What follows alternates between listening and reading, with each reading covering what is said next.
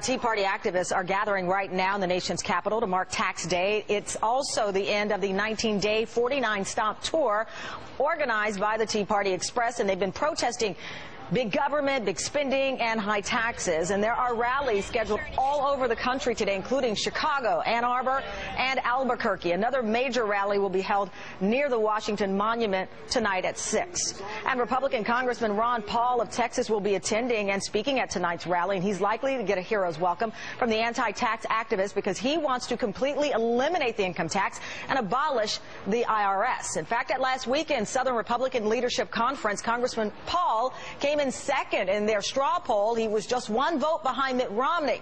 With me now, Republican Congressman Ron Paul of Texas. Congressman Paul, great to have you on. Thanks so much.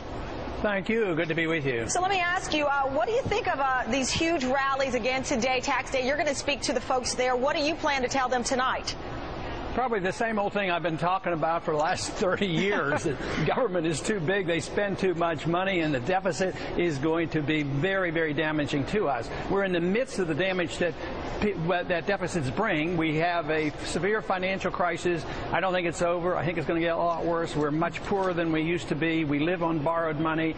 And the basic flaw is not taxation. Taxation is the symptom. The basic flaw is in what the American people expect from their government. As long as the American people condone and encourage a government that's supposed to take care of them from cradle to grave, and as long as they condone a government that they think should police the world and have troops in 135 countries and have 700 bases, no, you can't do anything about balancing budget. You can't do anything about cutting taxes, because if you cut income tax and cut taxes, right, and you still spend, you still borrow, and then you still print money, and inflation is a tax because they literally destroy the value of money, and that is a tax as well. Congressman, you bring up the income tax, certainly, and you have supporters that are tried and true behind you. But in this new poll, the New York Times CBS poll, they asked Tea Party activists whether the income tax they pay is fair. 52% said yes, they think it's fair. 42% say no. What do you make of the 52% who say they're getting a fair shake, but they have these signs out saying tyranny and other things?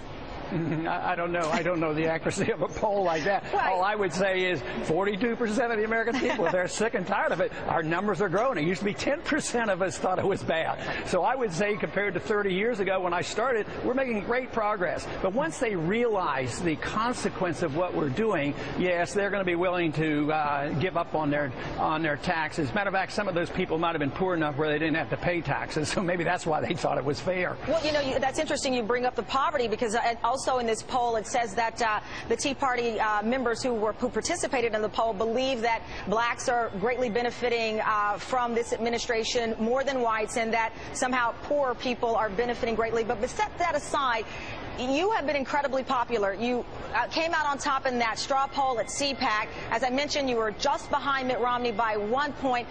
Some are asking, why aren't you getting the respect you deserve from the Republican establishment? What do you say to that? Well, I would say that you should ask them. I don't know. I think it's lack of respect, but they would like me to go away. I'll tell you that. And I think it's because I point out a consistent argument for limited government. Republicans are known for preaching limited government and individual liberty, but I really maintain that, and I vote that way. So I want limited government when it comes to our freedoms and our privacy and our personal lives, but I want limited government when it comes to worldwide affairs. I just don't believe that you have to have an empire and be a conservative. I think that's not being conservative, and it goes to prove that whether you have Republicans or Democrats, this administration isn't rejecting the notion that we should be around the world and expanding war. I mean, they're increasing the troops and all in Afghanistan.